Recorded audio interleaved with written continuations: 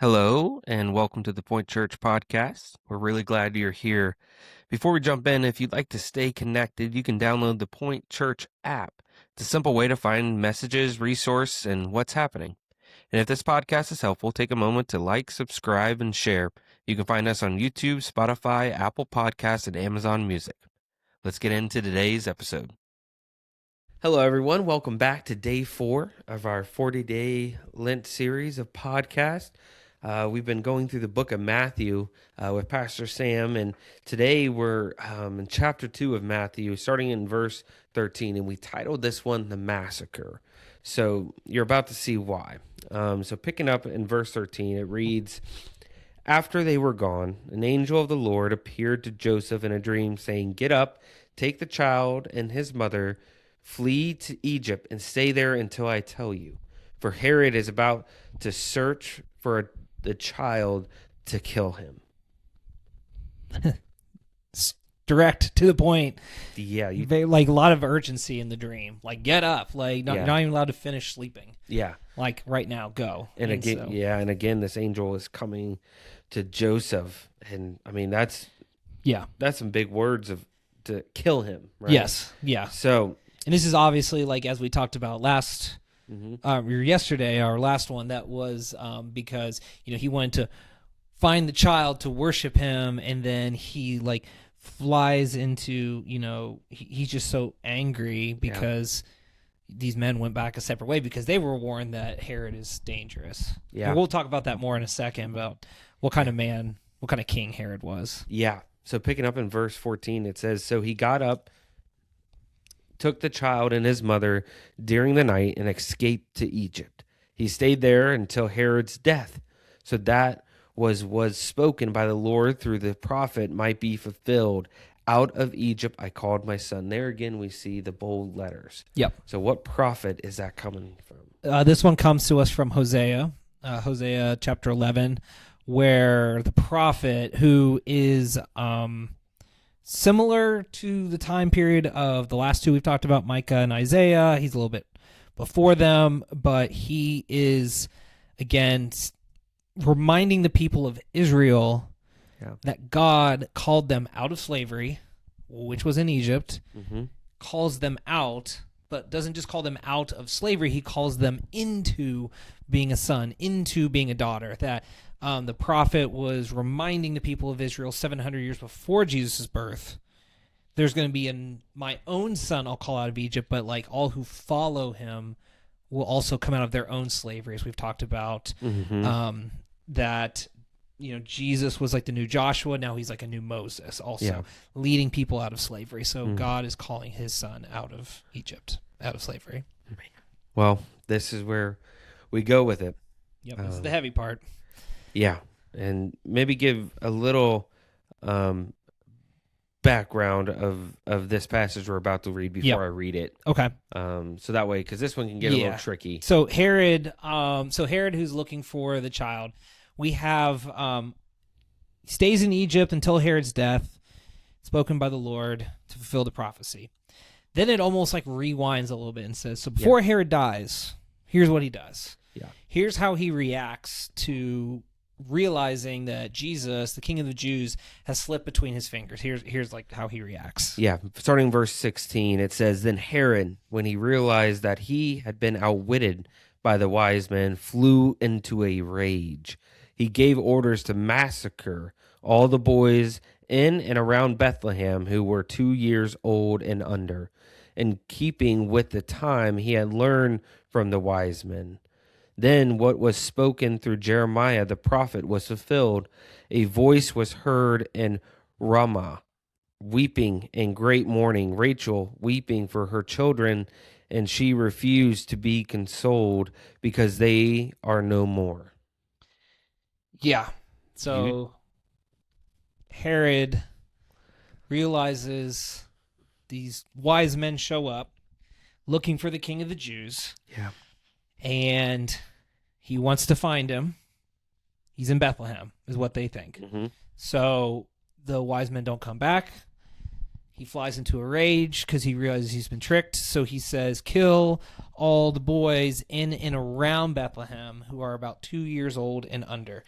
And keeping, because again, that's the only information he has going and off this of. also shows the timeline you talked about last episode as well. Yes, he's still going off of that Jesus is in Bethlehem. Yeah. So he's like, just kill everyone in Bethlehem. And maybe that's what the angel was warning him about, was like, he's just going to keep searching. Yeah. So it's horrible. And again, it echoes of Egypt, because in the Exodus story, when Pharaoh, the king, equivalent to a King Herod, is growing in fear of insurrection or a revolt or an uprising among the Egyptians or among the Israelites, he not only enslaves them, but kills all of the boys under a certain age. And I believe it is at this age, like that 2 or 3 year old age. But there's a one son who's delivered through the massacre in Egypt, who grows up to be the deliverer, which is Moses. Yeah. Here we have another child who survives a massacre by a ruler, by an authority, and he survives, grows up to be a deliverer. Again, it's trying to show that history is like repeating itself. There's a greater deliverer here, but it's a horrible, horrible scene. And you have this talking about, again, in the bold letters, Rachel weeping for her children. The Rachel they're talking about is Rachel back in Genesis, who was married to Jacob. If those of you who maybe heard the story, there is a passage in Genesis, there's several chapters, where Jacob, who gets renamed to be Israel, that's where Israel gets its name, is from Jacob, Abraham's grandson. He marries 2 sisters, Leah and Rachel, and he loves Rachel more, but he has more children with Leah. But both of them are seen as the mothers of the nation. Rachel is weeping over her children because these are like her descendants. These are the people who've been slaughtered, just as any mother would. So it's not only their biological mothers, but their mother in the faith. Like this act is so atrocious that it's like, this is a generational, horrible, like, you just can't have enough words for doing this, just the slaughtering of blood. And one more thing about Herod is he was known for his brutality. Again, he was not only would kill his political enemies, which is very common at the time, but he would kill his own family members who he saw as political enemies, including his sons. That if his sons were getting to an age where they're like, hey, I might challenge the throne a little bit, at least thinking about it, but they're just getting older, he'd kill them just because they were getting older. And Caesar Augustus, who had put this man in charge, has a famous quote where he says, it's better to be Herod's pig than his son, because you're actually less likely to be killed if you're his pig than his son. So if this man didn't spare his own sons from taking his power, he's not going to spare your son. He's not going to spare someone else's son. He's not going to care. So he this is a cold, heartless, this is a horrible ruler, and God is still at work in this, and he's weeping over the death and the brokenness of the world. And so Jesus' story, I think right from the bat we can say, is not nice and tidy and clean. No. Like, it's already causing disruption. Goes back to his lineage. Yes. Yeah. Yes. It was disruptive. Exactly. And now this, I mean, to think of a 2-year-old boy just getting slaughtered. And then just going to the next house and doing the same thing. Again in the and next again house. and again and again. Until the whole city hasn't, like, it's horrible to think about, but like if we really dwell on it, there's no boys in those grades. Yeah. You know what I mean? Like, that's a forever mark on a community. Forever. And this is the world Jesus was born into. This is how God shows up to not only stop this, but to change the hearts of Herods to look at power differently, to look at people differently. Yeah. And then so it kind of repeats again starting in verse 19. Yeah. It basically flashes forward after that, like back to where verse 13 left off. Yeah, where it reads, and we'll still read it.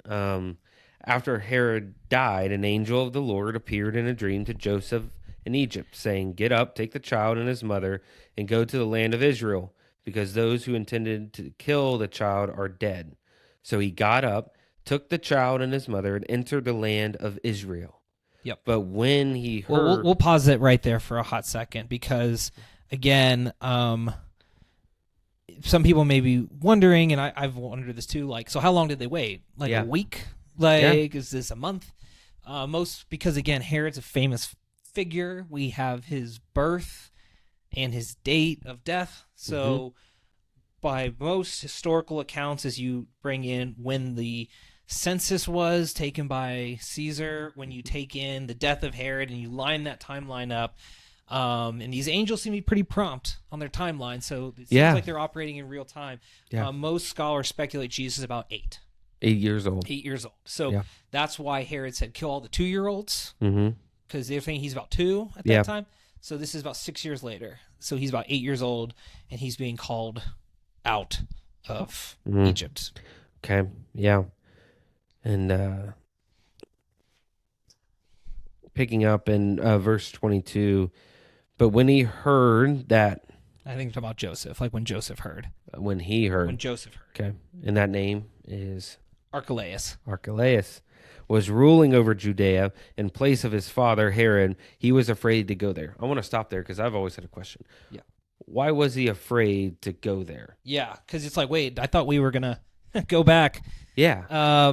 So we have Herod, called Herod the Great. This great builder, builds the temple, but a horrible tyrant. Archelaus is his son, so somehow he grew old enough to not be killed by his dad. So he, though, probably was proved by his dad, because Archelaus is known as having even more brutality than Herod did.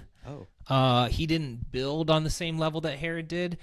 He was known for his violence, where there's a passage in the historians write about that during one Passover. So the day, in Egypt, when the Spirit of God passes over the Israelites to take all the firstborn sons of Egypt, that day when they were celebrating it, Archelaus rounds up 3,000 people who were basically challenging him, and he kills them on Passover, but not just anywhere. He kills them in the temple, in the house of God. Like, he kills 3,000 people in the house of God on the most holy day that you remember that God spared your life.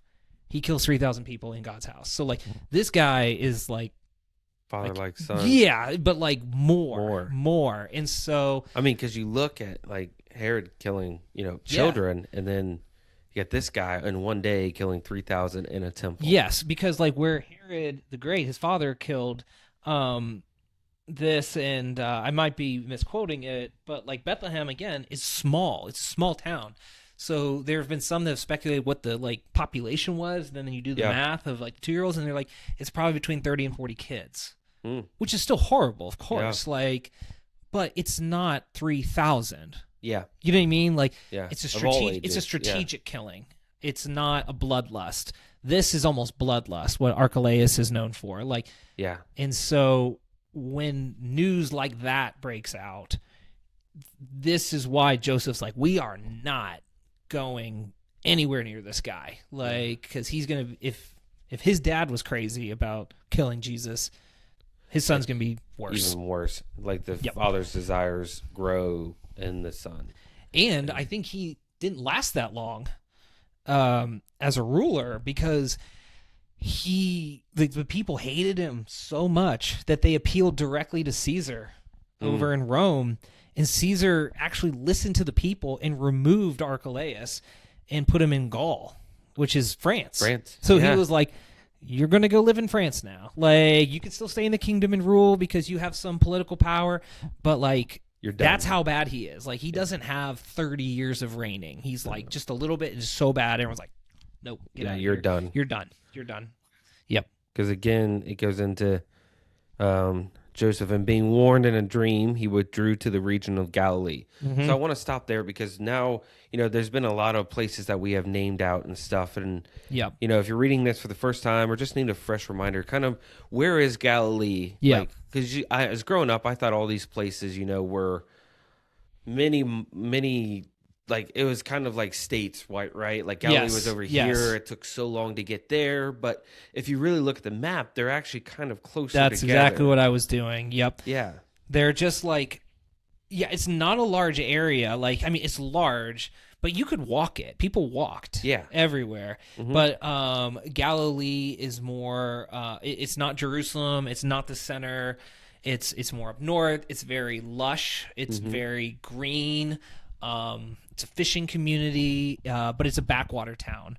So it's, again, of no importance to anybody in Galilee. And I think, did you finish that verse, or are we on to the next one? Because it kind of ties in. Yeah, let's go to 23 to finish this off. It says, then he went and settled in a town called Nazareth to fulfill what was spoken through the prophets, that he would be called a Nazarene. Yep. So Nazareth is a part of Galilee. Galilee, you could think of as like the state, as the region. Yeah.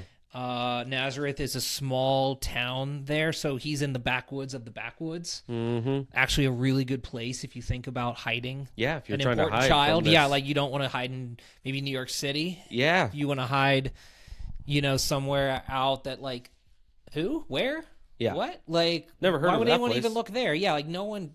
It's like vacations to Nazareth. It's like those towns that are like population 100. Yes, exactly. Like that's Nazareth.